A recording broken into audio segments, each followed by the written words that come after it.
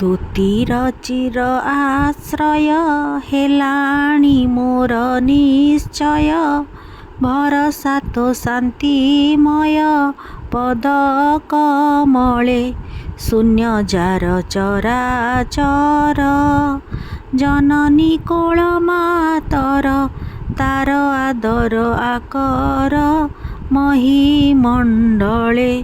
ଜନନୀ ଯା ରତ୍ନ ଗର୍ଭା, କାହିଁକି ସେ ଅନ୍ୟ ସ୍ଥାନ ଲୋଡ଼ିବ ବା। ଏହି ପଂକ୍ତିଟି ସ୍ୱଭାବ କବି ଗଙ୍ଗାଧର ମେହେରଙ୍କର ତପସ୍ୱିନୀ ମହାକାବ୍ୟର ଉଷାଗମନ କବିତାରୁ ଆନିତ।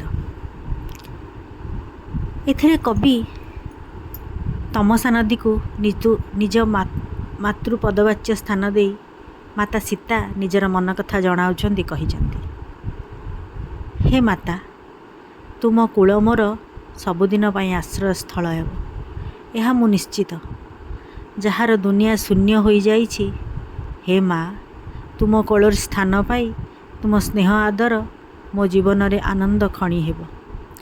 ଏ ମହୀରେ ମୋ ପାଇଁ ଅନ୍ୟ କୌଣସି ସ୍ଥାନରେ ଶାନ୍ତି ନାହିଁ।